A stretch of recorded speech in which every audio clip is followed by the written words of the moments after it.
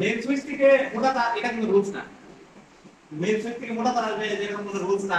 মূলত রুলসটা হচ্ছে এরকম যে আপনি পোলের থেকে একদম এনার্জি পর্যন্ত আমি 4 আরএম কেবল দিলাম, ঠিক আছে?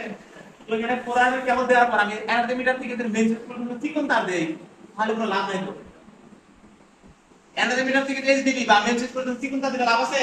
কারণ আমি এত উপর থেকে মোটা তার নিয়ে আসলাম, আমি মিটার আইসা চিকন তার দিলাম, সেক্ষেত্রে কি আমার তার অপচয় হলো না? শুধু ওই আগের তারটা একই সমান জিনিস চলতো।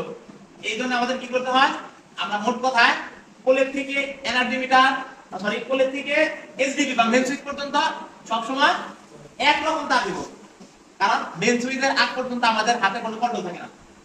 আপনি আমি ইচ্ছা করলে ইনপুটে কাজ করতে পারবো না, মেন সুইচের ইনপুটে বা মিটারের ইনপুট বা আউটপুটে আমি ইচ্ছা করলে কাজ করতে পারবো, কারণ এটা কাজ করার জন্য আমাদের আলাদা আলাদা কোম্পানির ভিত্তিক লোক আছে।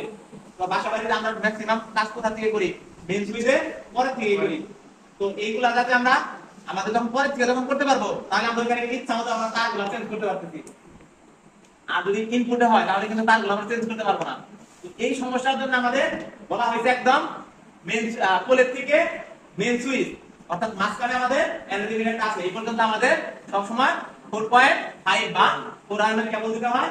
আর মেন সুইচ থেকে যে আমাদের সুইচ বোর্ড বা পাওয়ার কেবল পাওয়ার সকেট এগুলা দিতে হয় 2.5, আর সুইচ থেকে আমাদের লোড পর্যন্ত 1.5 বা 1.0 আরএম কেবল বর্তমানে দেওয়া দেয়, কারণ এটা প্রাইস সেন্সের। আর এরপরে যে আমাদের সিলিং রোজ থেকে বিভিন্ন লোড আমাদের টিউব লাইট হতে পারে বা ফ্যান হতে পারে, এগুলা হয় হচ্ছে 1.0 ঠিক আছে?